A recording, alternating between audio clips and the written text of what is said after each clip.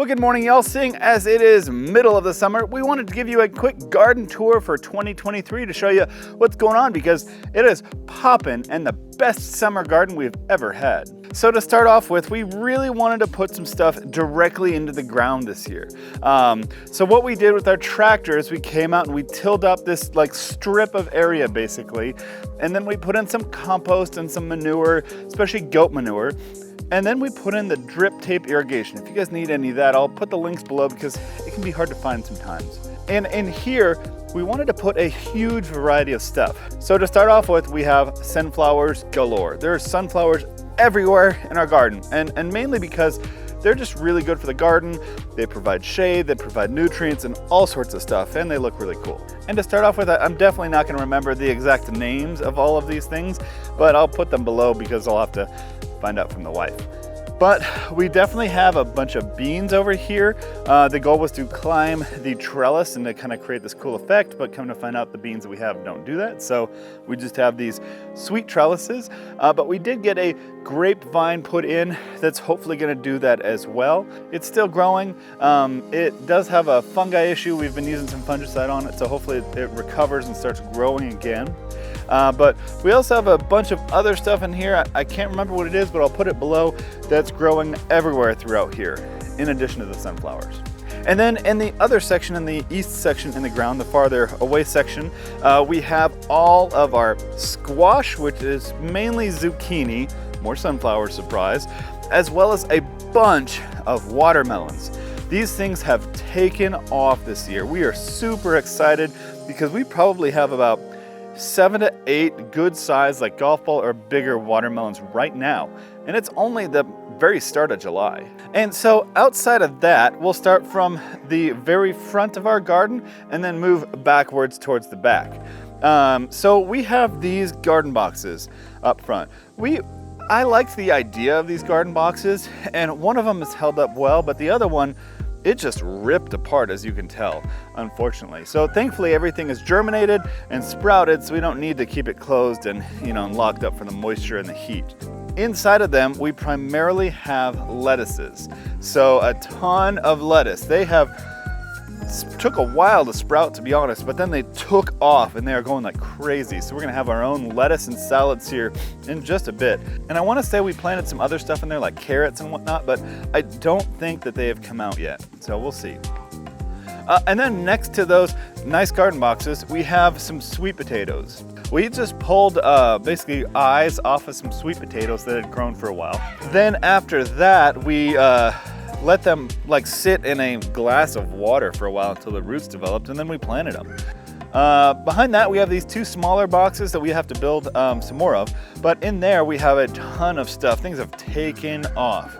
Not only do we have some more sunflowers, surprise, some marigolds, but the 2 big, huge plants in there are gonna be the tomatoes and the basil. The basil has just exploded and taken off. It's enormous. It was the tiny ones that you get at this, hardware store. But also the tomatoes. We have the super sweet, I think, the like cherry tomatoes that are growing in there, and we have tomatoes everywhere in those plants already. They're tiny green, but they'll be red soon enough. And that thing is just taken off. Yeah, we do have, as you can see, some of the mesh still on some of the plants, and that's just to help protect them a little bit longer. We had a huge locust problem here, and they just ate up everything. And so it was all over the ground plants, but thankfully we've taken it off of that and they've thrived. So moving back, we have the garden box that I built for the Hugo Culture Box. If you haven't seen that video, I'll link it above. But basically in front of that, we have a bunch of wildflowers, and those are gonna help with pollinating and getting bees in here and all sorts of things. And then we do have like a dragon fruit. I don't know though, it's not doing well and I'm not sure what to do. So we're trying to figure that out. But in the Hugo Culture Box, we have a bunch of, I believe it's beans or peas, one of the 2. And then on the one side, we have a huge group of tomatoes. It has taken off. And while we don't have any tomatoes on there yet, we can see all of the flowers starting to form. And so we know that there's gonna be a lot of tomatoes in there. So I think that was really good for the Hugo Culture, the tomato plants. Also underneath that, I did plant some ginger. because those tomato plants came up like on their own. We didn't plan on those being there. What we did plan on that side was for ginger to be planted, which we did that, I don't know, about 2 or 3 months ago. We took organic ginger, soaked it for 24 hours, broke it into pieces and put it in there, and hopefully it expands. So I'm not sure. We'll see what happens. Maybe we'll have ginger, maybe we won't. And on the other side, like I said, we have beans and peas and that kind of stuff. In the next garden box back, we have a bunch of things that I have no idea what they are. On the one side towards the chickens, it looks like we have, I think we put leeks in there. So I'll put that below what it actually is when I ask the wife. But on the other side, we have a bunch of flowers for the most part. Sunflowers, we have lavender, which is doing okay. Surprisingly, it hasn't taken off. Normally they do. And then we have a poppy that just randomly popped up. My wife loves to do this thing called chaos gardening, where she basically spreads out flowers everywhere. And so that's where that came from. And then the garden box behind that, we've had that one for the longest in our entire garden. And so in there, we have a bunch of stuff. There's a bunch of chives, as you can tell in there. And then we have a rosemary plant, aka rosemary bush. That thing has just taken off. We've had that for a couple years now, and it just keeps growing and growing, even if it doesn't get water. So those rosemary bushes are pretty incredible.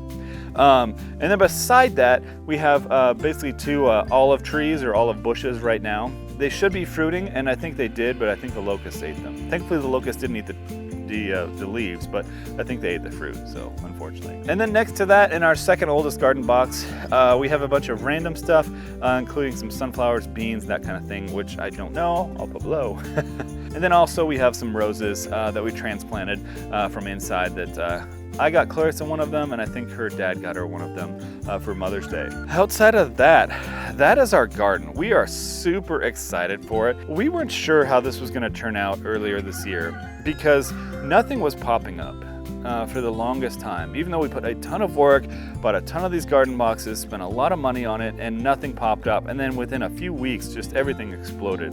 So we're super thankful. If you guys need any of the garden boxes, any of the tools, anything that we have here, if you have any questions, please feel free to put them in the comments below. We'd love to try and answer them for you, or even make videos about all of the things for you. Anything we can do to help. So thank you guys for joining us on our garden tour, summer 2023, and we will talk to you guys later.